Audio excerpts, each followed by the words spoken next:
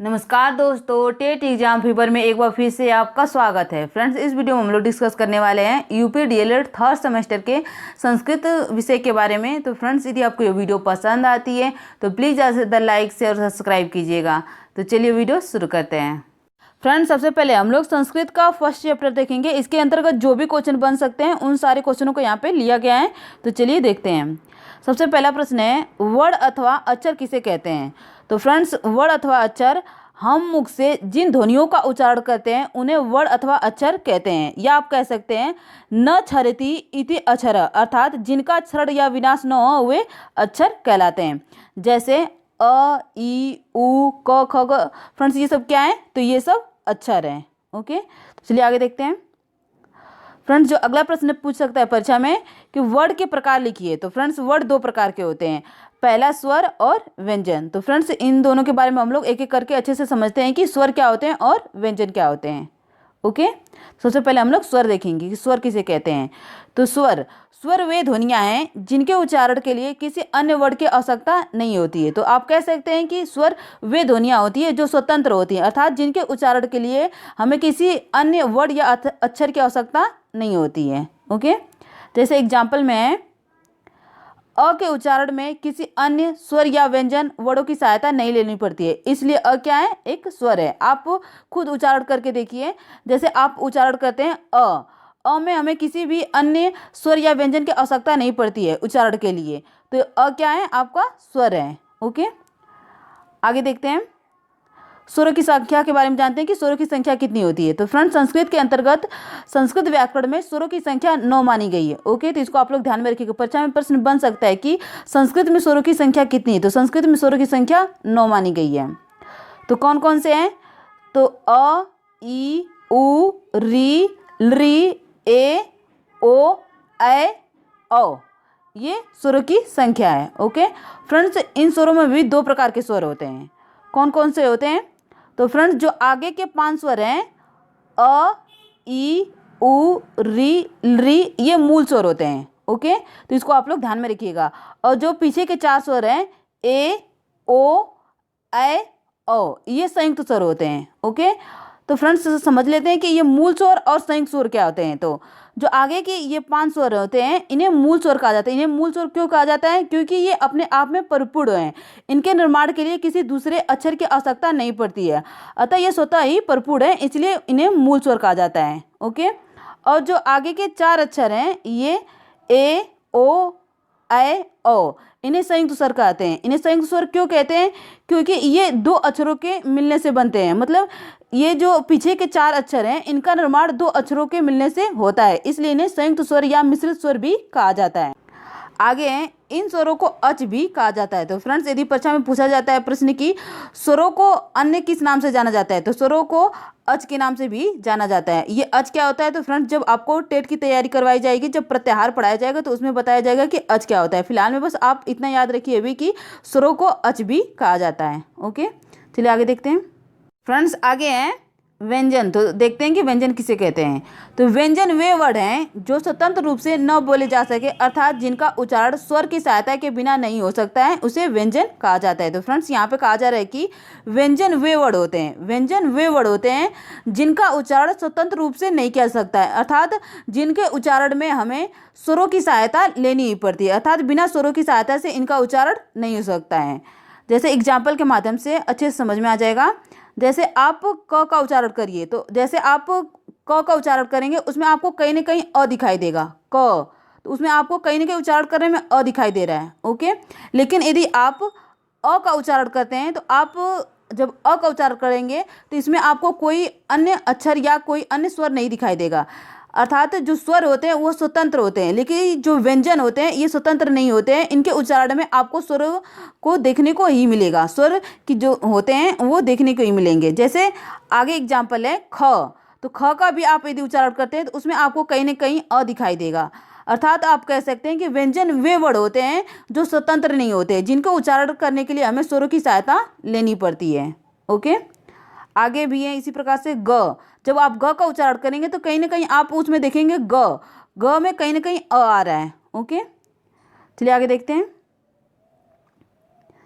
आगे लिखा गया है संस्कृत में व्यंजनों की संख्या 33 होती है, व्यंजनों को हल कहते हैं। तो फ्रेंड्स परीक्षा में ये भी प्रश्न बन सकता है कि संस्कृत में व्यंजनों की संख्या कितनी होती है। तो संस्कृत में व्यंजनों की संख्या 33 होती है और व्यंजनों को हल कहते हैं। तो फ्रेंड्स यदि परीक्षा में प्रश्न बनता है कि व्यंजनों को अन्य किस नाम से जाना जाता है, तो व्यंजनों को हल भी कहा जाता है। ओके, ये हल क्या होता है, तो ये आपको जब टेट की तैयारी करवाई जाएगी, जब प्रत्याहार पढ़ाया जाएगा, तो उसमें बताया जाएगा आपको कि हल क्या होते हैं। ओके, चलिए आगे देखते हैं। आगे परीक्षा में प्रश्न बन सकता है कि व्यंजन के प्रकार बताइए। तो फ्रेंड्स व्यंजन 3 प्रकार के होते हैं मुख्य रूप से, स्पर्श व्यंजन, अंतस्थ व्यंजन और ऊष्म व्यंजन। तो फ्रेंड्स एक एक करके हम लोग देखते हैं कि स्पर्श व्यंजन क्या होता है, अंतस्थ व्यंजन क्या होता है और ऊष्म व्यंजन क्या होता है। ओके, तो चलिए देखते हैं। तो फ्रेंड्स सबसे पहले हम लोग स्पर्श व्यंजन के बारे में जानेंगे। स्पर्श व्यंजन क्या होता है, तो परिभाषा इसकी, जिन वर्णों के उच्चारण में मुख के विभिन्न अवयवों मतलब भागों, कंठ, तालु, मुर्दा आदि का स्पर्श होता है, उन्हें स्पर्श व्यंजन कहते हैं। इसकी संख्या 25 होती है। तो फ्रेंड्स यहाँ से प्रश्न ज़्यादातर यही बना है कि स्पर्श व्यंजनों की संख्या कितनी होती है। तो स्पर्श व्यंजनों की संख्या 25 होती है। ओके, तो इसको आप लोग ध्यान में रखिएगा। आगे लिखा गया है क से लेकर म तक के वर्ण स्पर्श व्यंजन कहे जाते हैं। ओके, तो फ्रेंड्स यदि परीक्षा में प्रश्न बनता है कि स्पर्श व्यंजनों की संख्या कितनी है, तो स्पर्श व्यंजनों की संख्या 25 है। और यदि पूछा जाता है कि कौन कौन से स्पर्श व्यंजन हैं, तो फ्रेंड्स स्पर्श व्यंजन आपके क से लेकर म तक के जितने भी वर्ण आते हैं सभी स्पर्श व्यंजन के अंतर्गत आते हैं। ओके, जैसे क वर्ग के अंतर्गत जितने भी वर्ड होंगे ये सारे स्पर्श व्यंजन होते हैं। च वर्ग के अंतर जितने भी आपके वर्ड या अक्षर आएंगे ये सभी स्पर्श व्यंजन है। ट वर्ग के अंतर्गत जितने भी वर्ड या अक्षर आएंगे ये सभी स्पर्श व्यंजन है। इसी प्रकार से त वर्ग, प वर्ग। ओके, और फ्रेंड्स अब सवाल उठता है कि मैम इसको याद कैसे करें कि स्पर्श व्यंजन कितने हैं। तो फ्रेंड्स सबसे एकदम आसान सा ट्रिक है, आप यहाँ से याद कर सकते हैं क च ट तप। क्या, क च ट तप मतलब, एक मिनट लिख दे रहे हैं यहाँ पर, क च ट तप, क च ट तप, ये क्या हो गया आपके, ये सभी स्पर्श व्यंजन हो गए। मतलब क के अंदर आपके क वर्ग आ गया, च के अंतर्गत च वर्ग आ गया, ट के अंतर्गत ट वर्ग आ गया, त के अंतर्गत त वर्ग आ गया और प के अंतर्गत प वर्ग गया। मतलब क वर्ग में जितने अभी आपके अक्षर आएंगे सभी स्पर्श व्यंजन हो गया। च वर्ग के अंतर्गत जितने भी अक्षर आएंगे वो स्पर्श व्यंजन हो गया। ट वर्ग के अंतर्गत जितने भी अक्षर आएंगे वो क्या हो गया, स्पर्श व्यंजन है। और फिर आगे त वर्ग के अंतर्गत जितने भी आएंगे स्पर्श व्यंजन कहा जाएगा, प वर्ग के अंतर्गत जितने भी आएंगे स्पर्श व्यंजन कहा जाएगा। इस प्रकार से स्पर्श व्यंजनों की कुल संख्या कितनी हो गई, तो 25 हो गई। ओके, तो इस प्रकार से आसानी से आप इसको याद कर सकते हैं। क च ट तप, क च ट तप से आपको ध्यान में रहेगा कि स्पर्श व्यंजनों की संख्या कितनी होती है, स्पर्श व्यंजनों की संख्या 25 होती है। क से लेकर म तक जितने भी व्यंजन होते हैं क्या होते हैं, स्पर्श व्यंजन होते हैं। ओके, चलिए आगे देखते हैं। आगे परीक्षा में प्रश्न बन सकता है कि अंतस्थ व्यंजन कितने होते हैं या अंतस्थ व्यंजन किसे कहा जाता है। तो फ्रेंड्स य, व, र, ल ये 4 वर्ड अंतस्थ व्यंजन कहे जाते हैं। ओके, इन्हीं वर्डों को अर्धस्वर भी कहा जाता है। तो फ्रेंड्स इसको आप लोग ध्यान में रखिएगा, परीक्षा में प्रश्न पूछा गया है कि अर्धस्वर किसे कहते हैं। यदि आपसे परीक्षा में अंतस्थ व्यंजन नहीं पूछेगा तो आप में परीक्षा में प्रश्न बन सकता है कि अर्धस्वर किसे कहते हैं। तो फ्रेंड्स अंतस्थ व्यंजन को ही अर्धस्वर भी बोला जाता है। ओके, अंतस्थ व्यंजन कितने होते हैं, अंतस्थ व्यंजन 4 होते हैं। कौन कौन से होते हैं, य, व, र, ल। ओके, तो इसको आप लोग ध्यान में रखिएगा। चलिए आगे देखते हैं। अगला परीक्षा में प्रश्न बन सकता है कि ऊष्म व्यंजन किसे कहते हैं। तो फ्रेंड्स ऊष्म व्यंजन के अंतर्गत तीनों स आते हैं और ह आते हैं। ये 4 वर्ड ऊष्म व्यंजन कहे जाते हैं। ओके, तो फ्रेंड्स 1 नंबर में भी परीक्षा में प्रश्न बन सकता है कि ऊष्म व्यंजन किसे कहते हैं।